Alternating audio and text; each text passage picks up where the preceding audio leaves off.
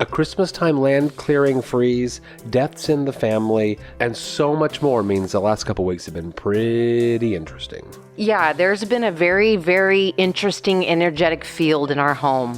One of the things we love most about the podcast is having the opportunity to share, to learn from you, from each other, and to share what we're learning as well. We touch on our upcoming trip to New Orleans, but get into some of those deeper things that I said last week I wasn't quite ready to do. And then there's this interesting little conversation at the end about if we could move and pick up and move somewhere, where would we go? Where would we go? So pull up a chair. We have got a lot to talk about.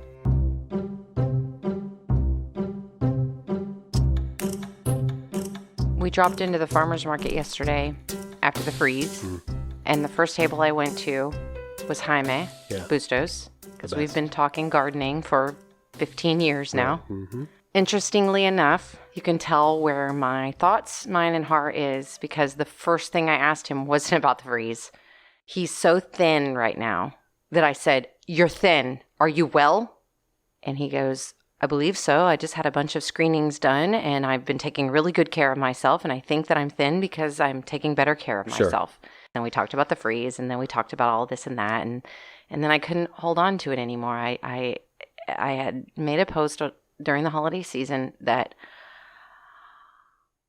you never know when you're going to lose somebody that you love, that you just absolutely weren't expecting to lose, and then they're gone. Sometimes you do know that it's coming, but then there are those that are big surprises. And so I told him a little bit about, some of the things we've been going through, and then I said, "So I just really wanted to hug you and tell you that I love you, no matter what."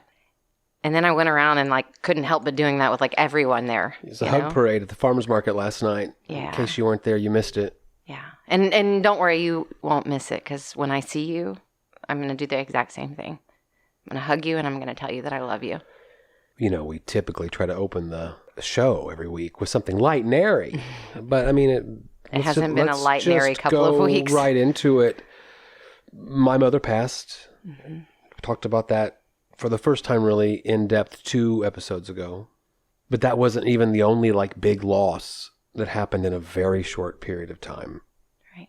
A couple days after your mother passed, I got a text message in the middle of the night. It all happened at the same time. Your mother passed, and then I got a text. I think it might have even actually happened on the same day. Yeah, I don't remember. It was really close. You're right. It has been a long 2 weeks. I got a text, and it said, "What's going on with Lisa? I'm hearing all kinds of things." And I looked at the message, and I was like, I don't know this person. And it was late. It was 9 o'clock at night. And I just kind of let it go. But I texted my friend Jennifer, because the 3 of me, Jennifer, and Lisa were that was our little posse. She had other posses, but me, Jennifer, Lisa, that was our learning garden posse. I admired Lisa for many reasons, but one of them was the amount of people in her circle. She had a pod in every major city in this country. Oh, yeah. And she traveled all over the country to visit them all. Yeah. So I texted Jennifer that night, and I said, I didn't say anything because it's the kind of questions I was being asked. I wouldn't want to f***ing say that to anybody. So I said, "Hey, text me if you hear from Lisa." And then I got a text back from her the next day. Okay. But that morning, the flood that was coming at me so fast of messages from people. What's going on with Lisa? What's going on with Lisa? What's going on with Lisa? This mad terror. From people that you did know. Yeah, this mad terror of, I've heard this, I've heard that, and I'm just I don't know what to do. I don't know what to do. Pray for my friend. I have no idea what's going on. Something's going on. I don't know. And all that was going on all across Facebook, all across the country. Every person that has ever been touched by Lisa was flipping out, trying to figure out what was going on with this person. They didn't understand what was going on. And then we sat and we waited. She was in a coma. I honestly don't know still, because the details. I'm not close enough to her daughters. And this is happening in Oregon. To know. And so I just simply sat and waited. But my emotional turmoil, Lisa and I were aligned. Lisa was a bright star. Aislyn's a bright star. Bright stars align. And two bright stars, if I may, that had so much in common. She went by Gardening. Happy Hippie Barbie on Instagram. You could easily have called me the Happy Hippie Barbie. Lisa was in the part of her life where she was showing up at the learning garden in a bikini top. Oh, yeah. In rain boots. Mm-hmm. Working in the garden, meditating. She was the Happy Hippie Barbie. And every single time I saw Lisa, she had a new project, a new creative, somebody new she was working with. She was about to be on some chef show. She was going to write a documentary with somebody. She was making art with this person or that. She was modeling for this person. She was... Now that I think about it, we talked here. I'll have to slip in the episode number right now. Okay, that was episode 3.12. It was called It's Been an Interesting Week, Friendsgiving 2021, 1 year ago. Episode 3.12. The link is in the show notes.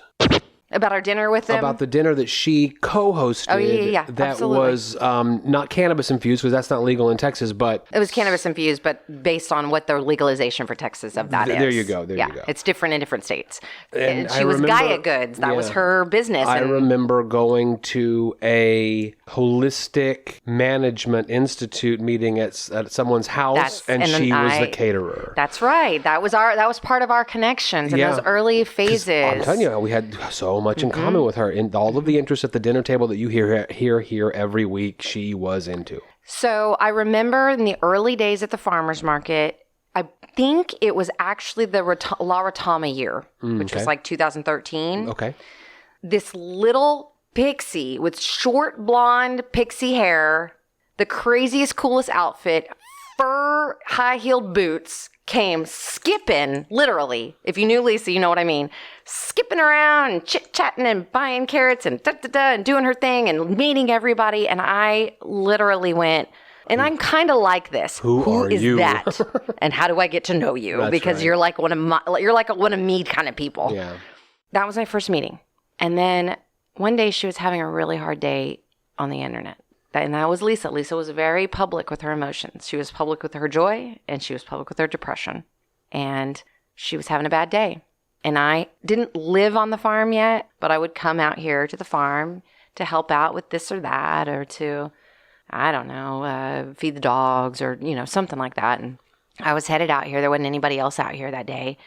And I said, hey, I know we don't really know each other that well yet, but I have a good feeling about you. And it looks like you're having a hard day.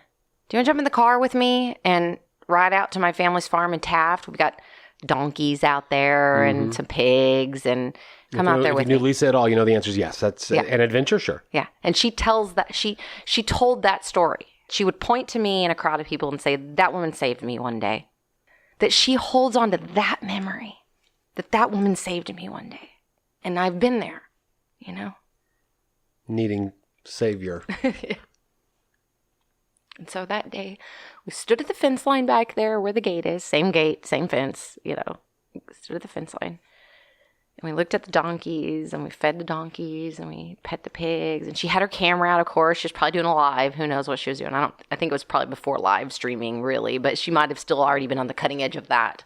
She was posting pictures, and she was, oh, my God, look at this stuff. It's so cool. And here I am doing this thing. And, she's probably dancing while she was doing it, because she danced. She was a dancer. Mm-hmm.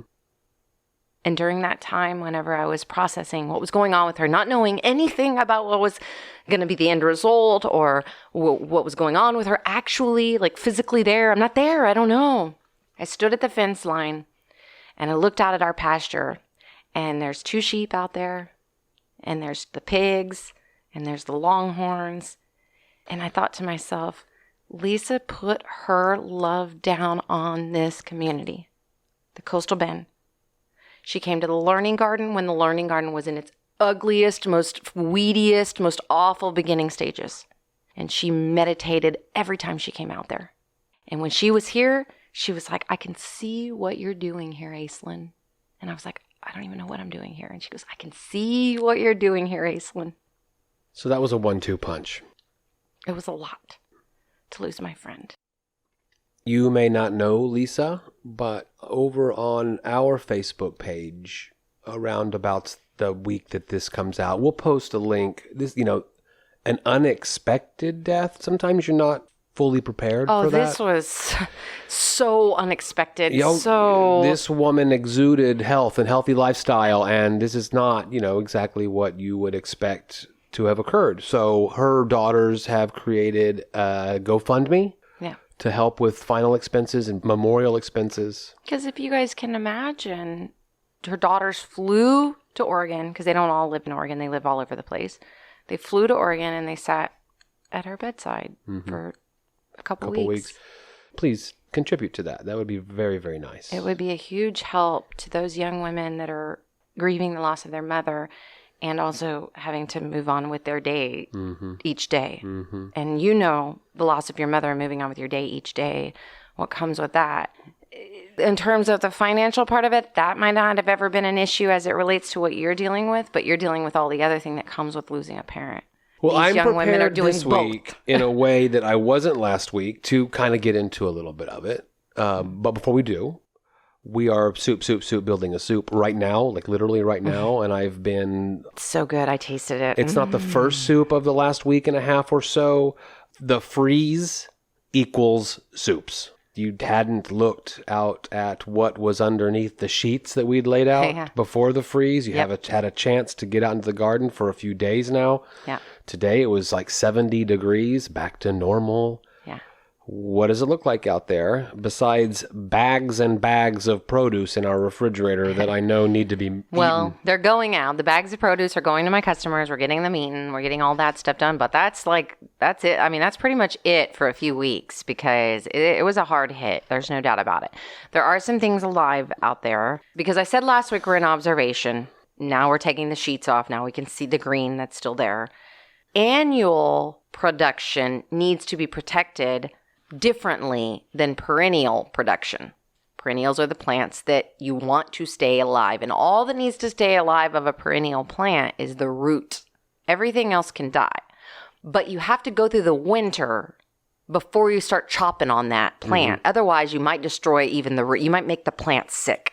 So if you want to actually see the week to week of what's going to occur on these observations of a freeze and as we move towards spring and getting ready to plant in spring and all the things that we do now after a freeze, all of those things, what lived, what didn't, because I'm still looking at it and going, maybe, yes, maybe, I don't know. Yeah, that was one of the things you said in the last freeze to the 2020 freeze was don't rush out there and just cut everything back because it looks dead. Yeah.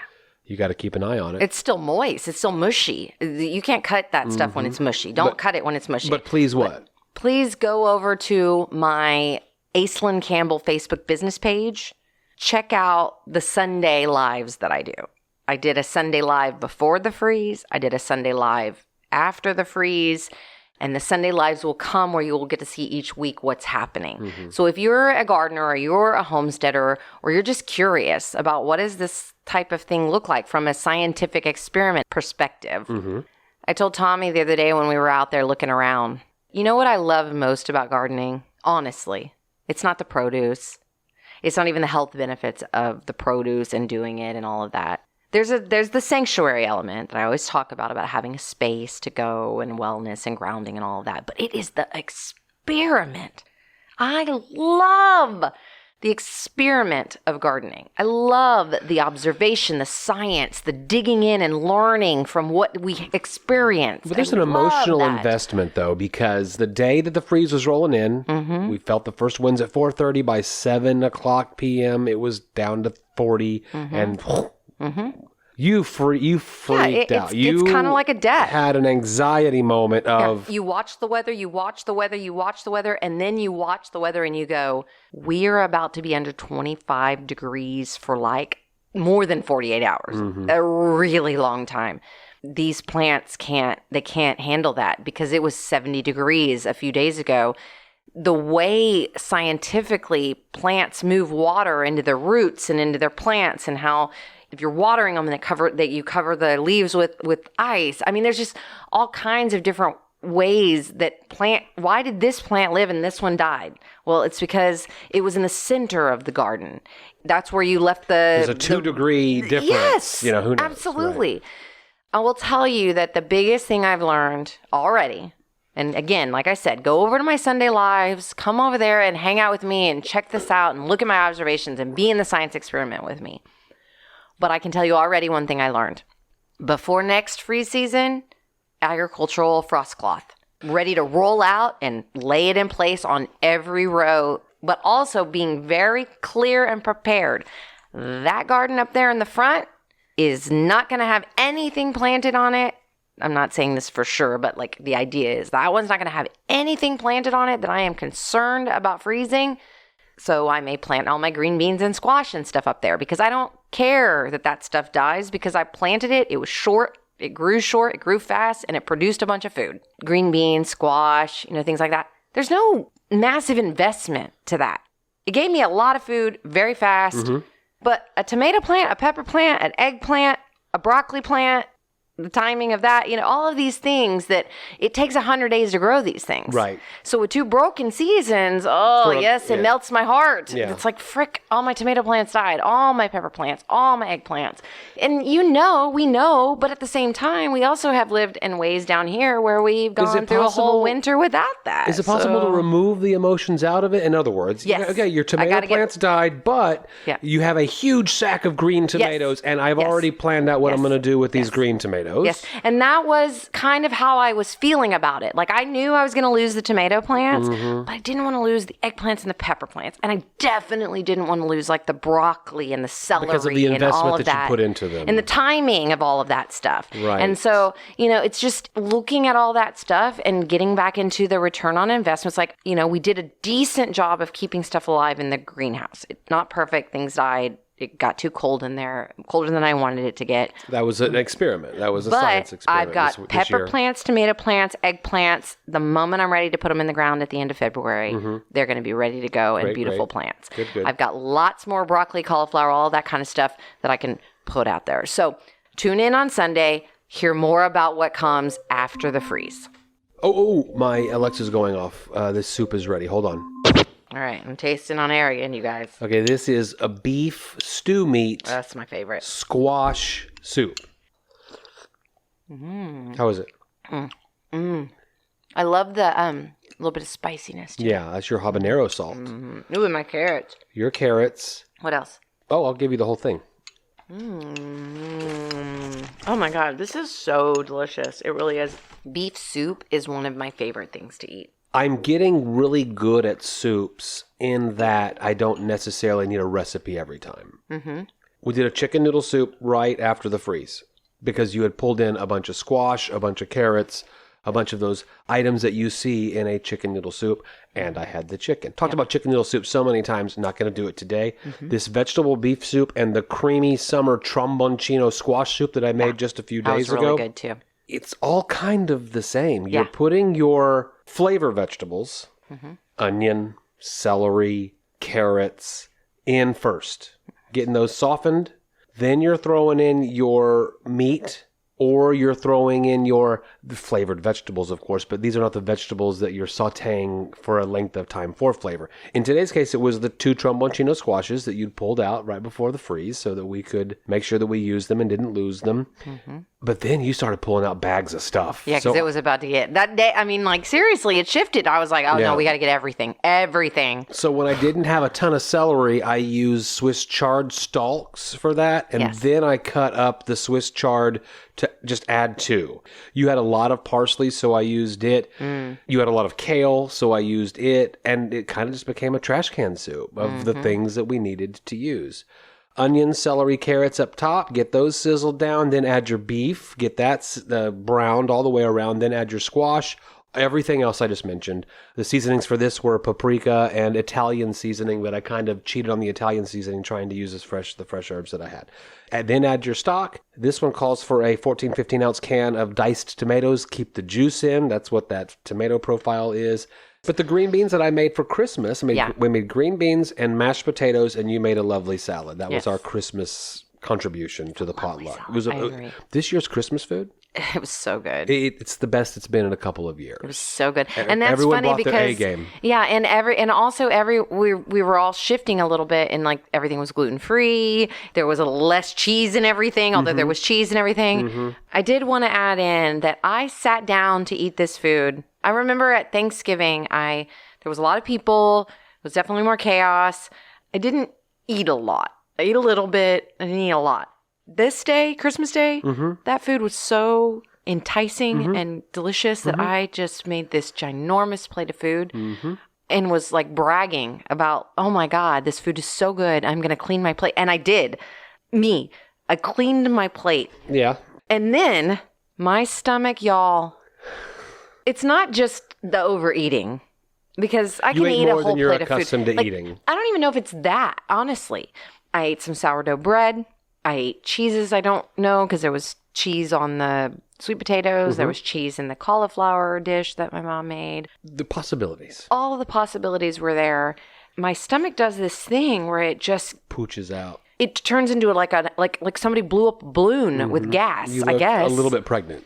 And it happened. It's happened now a couple times. And I'm like, I literally just have to go like lay down until it finally like passes through, drink some kombucha or whatever. So I've got to be so careful. I offered to poke you with a pen. Yeah. You didn't take me up on that. I think that after how many Christmases and Thanksgivings where we've moved toward gluten-free and now a little bit toward dairy-free, 4 of those, 5, maybe 6 of those, we are getting into understanding that gluten-free doesn't mean flavor-free. No. Gluten-free doesn't mean a substitution that's so difficult to do that it can't be exactly it. The kind of capper was your dad made with gluten-free crusts a blueberry pie. Yep, he made it from fresh blueberries. Oh my God, it was so good. And then your dad is eating no sugar added. Right. That was his Whole 30 mainstay after the Whole 30 ended for him was, I really do feel better when I don't add a bunch of refined extra sugar to things. So I said, all right, I'm going to get you a no sugar added pie. And I'll get you, Aislinn, a gluten-free pie in addition to the one that your dad is making. And when I showed up to pick it up at Let Them Eat Cake, a fantastic local bakery that turned it around in 24 hours. Our awesome friend Michelle, who helps us out. She said, oh, and I've also got a dozen cupcakes here for you. Half of them are gluten-free. Half of them are no sugar added. Okay. I mean, if you insist. I think I ate a lot of cupcakes, more cupcakes than I've eaten in an entire year. My dad said of the no sugar added cupcake that I think it was chocolate, right? It was a vanilla or yellow cake with the chocolate icing. Okay. He said it's the best cupcake I've ever eaten. Now, it could be because he's not eating a whole lot of, whatever. Sweets. And Michelle's just a really good baker. Many people talk about how good she is. You've got yourself a local baker, right? I mean, everyone does. You're not going to the supermarket to get your cakes and stuff. Sometimes in a pinch you have to do that, but you've got a relationship with a local baker that's making something special for you in a 24-hour turnaround. If that's something that is important, you've got that, right? And if you don't and you live in our area, Let Them Eat Cake. Contact Michelle. Let her know we told you. And let me just say this. My mashed potatoes were incredible. And I don't mind bragging on myself. They were so incredible that everybody was whispering about how incredible they were after the meal. I added 2 full bulb heads of roasted garlic this time. A stick of butter, has to happen, and a splash of I had a lot of dairy on Christmas Day. A little bit of salt, and then you just whip them up, in your mix master. We have a KitchenAid one, the 25-pound one. There's certain tools in life you just can't live without. And then it's just like building a soup. Do I need a little more salt? Do I need a little? And I was just going to say quickly, the green beans is building a soup recipe. It's the exact same thing. Yep. You put your flavor vegetables in first, your celery, your onions. Those green beans, man. So fantastic. Jalapeno, if you're going to go that route. We also put in a lot of sweet peppers, non-hot peppers. Because I got all those peppers out of the garden before the freeze. Let's make them. I cook that with my pork fat. I usually have a pound of bacon that I set aside in a Ziploc called green bean pork, and I'll dice that up real good and add it in because I like a good pork flavor. Then you add your broth and your beans and you simmer till they're done. But every 7 minutes or so, I'm bringing you a taste. I'm taking a taste. Needs a little more of this, a little more of that. You make it tweak it perfect, and Christmas is a success. It was really good. A Christmas food miracle. Of course, that was the last picking of the green beans before the freeze. So we picked every bean, all the teeny tiny ones. He was over there like hand chopping all these teeny tiny little green beans. My pleasure. And those green beans went into the leftovers, went into the soup that you're eating today. Yeah, that's a fun idea. I also got in my mind that I was going to make the salad like a pizza. Because of all the good ingredients we had. Of course, carrots don't generally go on a pizza, but pretty much everything else that you would put on top of a pizza, I put on my salad. Onions, sure. Yeah, all that stuff.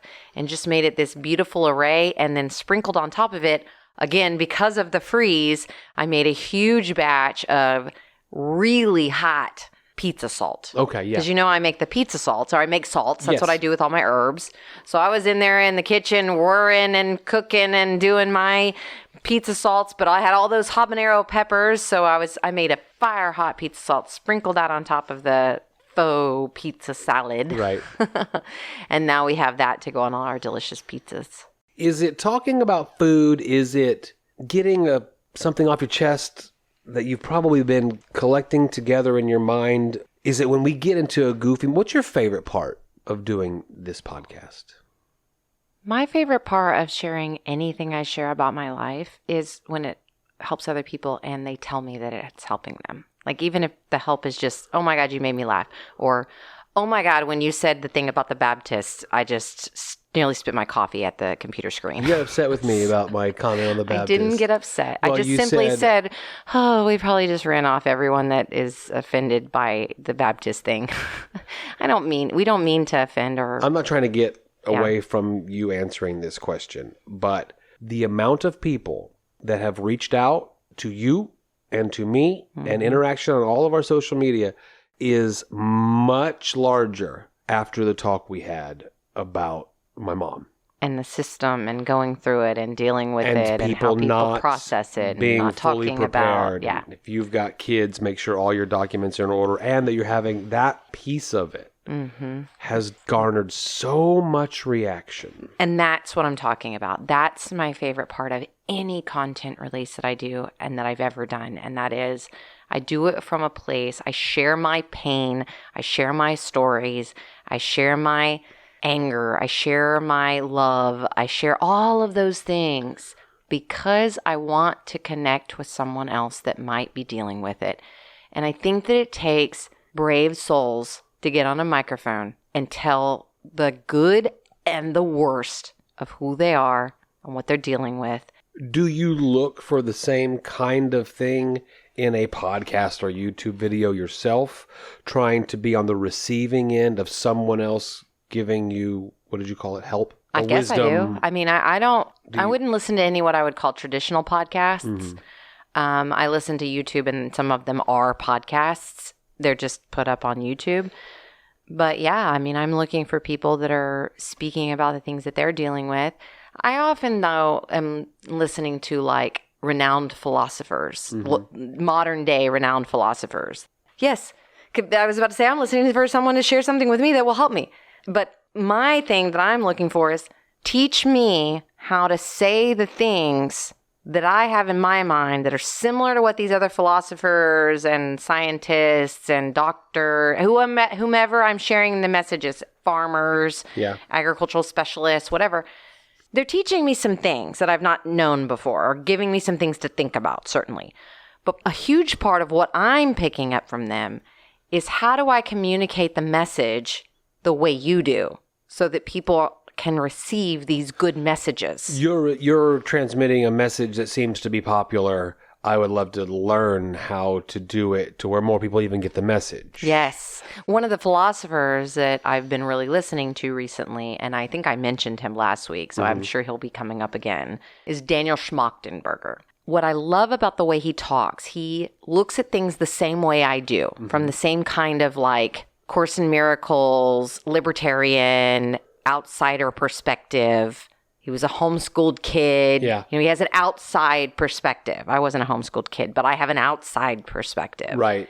He says everything that you might bring up in an argument against what he's about to tell you in one short sentence. just so that you know he's considered all the arguments you're about to bring up. Sure. And I imagine he knows that we live in a time right now where once you hear anything that you don't agree with, right, that you will quickly work to try to combat it. So the Baptist thing, that was my fear. Do people shut things down because they heard something that sounds offensive to someone that calls themselves a Baptist? Or do folks know the way we talk and how we talk and the openness of the way we talk enough to listen through things that might make their stomach hurt a little bit? Well, I can see the listening numbers and know that there were a lot of first-time listeners that listened to my mom's episode 2 weeks ago. Well, that's what I wonder. And is like, curious, do people know us well enough to know that we're not? Some didn't that day, but the next week, if they listened again a little bit more, and the next week a little bit more, I always try to counter the Baptist comment. For example, I was very careful that day to say, it is my experience. This is my anecdotal thing. Yeah, but my point about what this guy's saying and how do we communicate a message to people to get them to hear is just because you say that doesn't mean people aren't automatically offended by just the fact that you had a negative connotation towards something that they call themselves. Sure. Right? Oh, yeah, every time. Yeah, of course. Okay. I've labeled Homesteaders, and oh, wait, whoa. You're getting real personal if you're going to put a blanket criticism over something that I'm involved in. Right. I'm with you. Yeah. Oh, I mentioned our Facebook page earlier. Another thing that's going on there right now is a few threads that have gone out last week about our New Orleans trip. There's the food thread. There's the jazz thread. There's the things to do on the route thread. There's the hiking thread. And the food one, of course, is the most popular. Mm-hmm. In fact, we have made a reservation for dinner on one of the 2 nights we're going to be in New Orleans already based upon information from that food thread. Not going to tell you yet where we're going. Tuned. We really would like for you to go in there. And if Facebook's not your jam, then text us, DM us, get a hold of us. Yeah. DinnerTableTalks.com shows you how to do all that. All your recommendations. From Texas to Louisiana, anything on that general route that we should do, that we should check out. If you know Natural the Vista. most clean and beautiful roadside bathroom, Oh, yeah. That's tell us important. those. We got a dog in the car. We got to stop every 2 hours. Tell us those. Oh my God, yeah, we were on highway blah blah blah, and we went off just a little bit, and we got into a really nice outdoor bathroom area, beautiful trees and nice grass, and of course it's February, so it might all be dead at this point. But either way, tell us about that. If you know of those, tell us about those. Places to eat, especially in New Orleans. I'm hoping we're going to pick up some crawfish 12 times. Oh, that's a good idea. Have I Pick mentioned up some crawfish and take them up to the Airbnb. Duh. Okay, good call. Now, the hotel. Yes. We've done the research. We talked last week about the Madonna Inn. And I thought it was funny because when we were talking to your friend the other night, she mentioned St. Vincent, which I had seen. That's one of the ones that seems to be up there as the quirky, stylized, interesting one. So In I New think Orleans? you should check out that one. Yes, St. Vincent. But when we mentioned, Madonna Inn, she goes, oh my God, though, the Madonna Inn is like the hotel of kitschy stylists. Everyone knows about that one. I was like, really? So what is that place in New Orleans? We have not cracked that egg yet. Yeah. In addition to that, tell us the other ones in this country. Where else are these super cool, kitschy, stylized hotels, boutique hotels?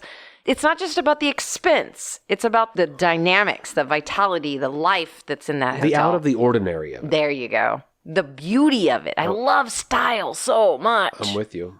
All right. Enough avoiding the conversation, Joe. Okay. Tell us how you're doing about your mom. For real. Well, I'll be happy to tell you that I went to the funeral parlor. Hilarious. I don't know. I don't know what I'm supposed to be feeling. I don't know what I expected to feel. I don't know. And maybe you don't need to know. If that makes me weird. I definitely think people would say that doesn't make you weird. Get the impression. I think the answer that you said, I do believe that the idea that I don't know is legitimate. But someday I should know. And there's a journey from not knowing to knowing. For sure. I think what I'm seeing is I'm seeing a boundary. I'm seeing a veil between you and what you're actually feeling. This is a not covering, new that you a covering mentioned to me. You're covering up walls, how you feel. Barriers. Yes. Sure. And then I asked, how do you feel? I ask you questions about our relationship. Mm-hmm. How does that make you feel? Do you have a feeling about that? And you're like, no. And I know that you do because it's impossible not to. You maybe just not. It's like you don't know why you get a tummy ache every time you whatever, or that your joints swell up when you eat sugar if you don't pay attention to how you actually physically feel. So a lot of times when you go into a therapist, some of the first questions they'll ask you when you say something, a really good therapist will say, how does that make you feel? And they don't just mean like, sad. Right. No, they mean like, well, my stomach is in a knot. What are the physical symptoms? What are the emotional symptoms? What are that? Yes. Yeah, it's interesting because I've known this about myself for a really, really long time. A friend asked me, how you doing? I said, I compartmentalize like a motherfucker. And she said, oh, that's good. I said, that's debatable. I don't know if it's good or it's bad. It's what I do. Now, how did I get here? My mom probably had a lot to do with it. I think that it's the spectrum we're trying to look at here. Like everything else we talk about. I need to learn how to compartmentalize better. You need to learn how to understand holistic better. And between the two of us... Is that the other end of a compartmentalizing spectrum? Everything can't be... Super compartmentalizer on this side. And what's on the other side? You have a full understanding that everything is interconnected. Nothing can be separated. Nothing can be separated. It is impossible to separate any of it. But the compartmentalizing that I'm doing isn't evidence that things can be separated? Well, this is a different spiritual belief system. I believe universally we are not separate. We are not separate. Okay, but internal compartmentalizing. You and I may not be separate, then fine. But internally inside my brain, the compartmentalizing that I can do like a motherfucker. Well, you lock things into silos. This is my problem with every system exists when it gets really big. Yeah. You have to put things in silos in order for anything to get done. Yeah. Once you start putting things in silos, and this is your complaint about the healthcare system. Once you start putting things in silos, this silo doesn't know what's going on in this silo. Or the silos require an interaction, but if that interaction breaks, then neither silo works correctly. This is why you work to break the boundaries down, even though you need to put up some boundaries. So when someone says, oh, that's good, you're compartmentalizing, it means that you know how to build boundaries. You know how to protect yourself. But are you vulnerable enough to understand what's occurring when things need to be interconnected, because universally they are interconnected? People will tell people who have a friend or loved one pass away, there's nothing wrong with going to see somebody, going to talk to somebody, therapist, psychologist, psychiatrist. I already made an appointment. That would be helpful to any human, and to a human like myself that has recently lost their mother.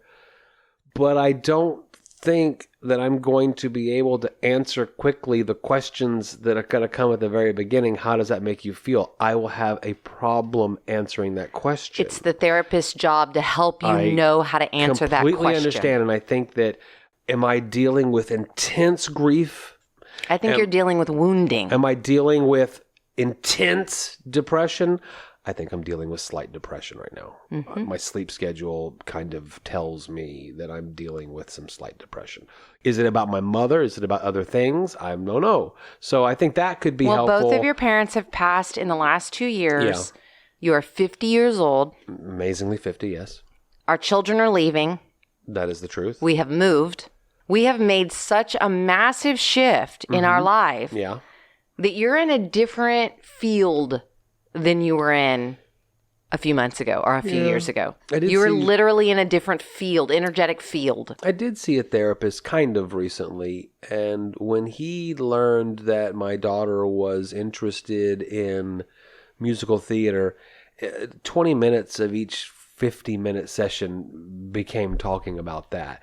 And I would go along with it because he's the professional. But ultimately, and also I because realized, you prefer for other people to talk rather than you to talk about your feelings. Sure, I love a good distraction. Exactly. Yeah, that's the truth. I've already made an appointment because I need to see a therapist because of what you're dealing with, and I live in the same home with you, because my friend just passed, because I'm 44 and my children have just left home, and I'm in a big transitionary phase of my life. I had no idea when I celebrated my 44th birthday and was expecting a big transition to come that all of this would be happening during this transition period.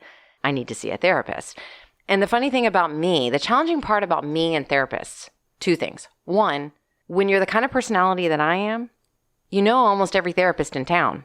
And they can't treat you. Right. Because they're your friend. Right. You're their friend. Right. But I did find a group that I think I'm going to do a consultation with before I even schedule an appointment with them. I'm going to have a 15-minute conversation with them, whether I'm going to tell them about my faith. I'm going to tell them about my beliefs about the medical system, drugs. Beliefs about therapy, probably. My beliefs about therapy, my beliefs about drugs, all of that stuff, so that I can make a decision of whether we're ever going to even be able to work together. That's important to do. Exactly. Yeah. But the second thing that makes it challenging for me is that they're gonna start by trying to tell you a lot of coping and thriving and success ways to get over that, and they're gonna tell me you need to do more self-care and yoga and qigong and meditation, prayer. They're gonna give me the list of go on a vacation, go find friends, go to a group. They're gonna give me the list that I give my friends every day. That doesn't mean that I don't need a therapist. I need a therapist because I need an objective listener that isn't my family, one of my close friends, or you, to talk out the things I'm dealing with. Yeah. I think that any therapist that just gives you a list of to-dos, as you just described it, and thinks that this is the therapy, you're not at the right place either. Depends. I mean, the therapist that I saw after the wreck in 2013... Yeah. When we started talking about my anxiety and PTSD and sensory overload and all of that kind of stuff, she gave me a lot of good skills. She was one of the ones that gave me some of the coping and thriving skills. Why not go back to her? Because, okay, it's exactly why you said. She was really good at giving a bunch of thriving and coping, and I was like, this is great. I'm really just looking for an objective listener more than anything else, you know. And I think that really good therapists, like things like breaking through someone that goes into a therapy session and will let you talk about movies and theater the entire time.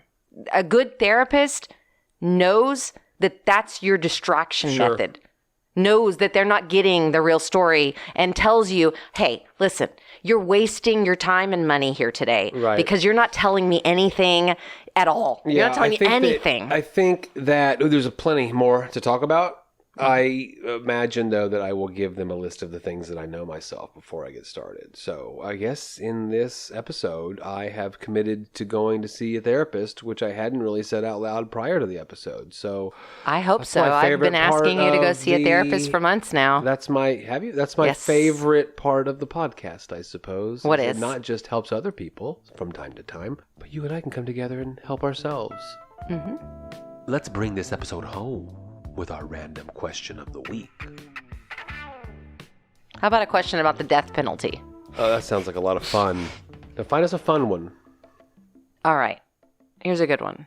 If you had to move, which part of the country would you want to move to? Oh, that's a good question. You know what leaps to mind is Maine.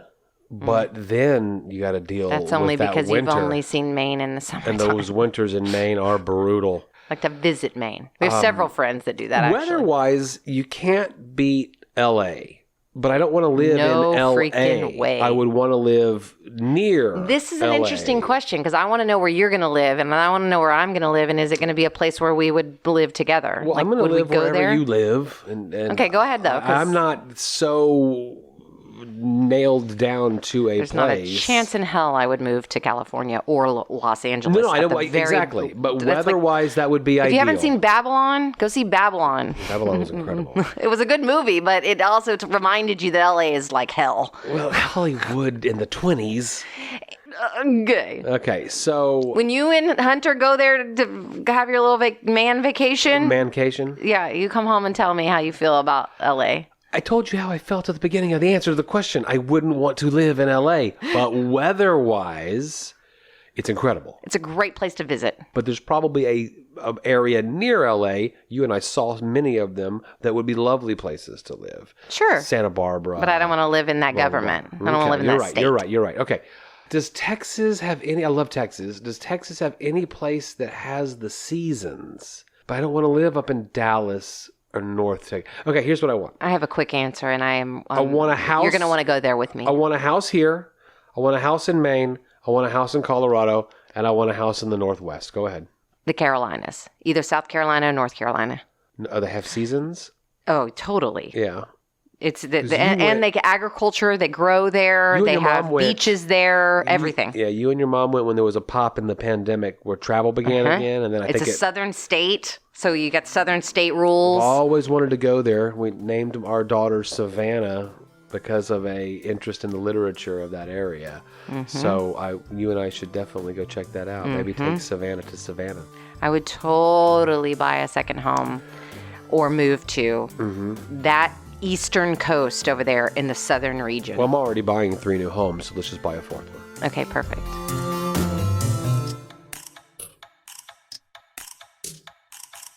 You never know when you're going to lose somebody. Well, thank you so much for listening to another episode of Dinner Table Talks. We will be back next Monday with a fresh episode. In the meantime, hit us up on social media, send us an email, DM us, whatever. We want to hear from you. And we hope that you're enjoying the episodes as much as we enjoy creating them for you.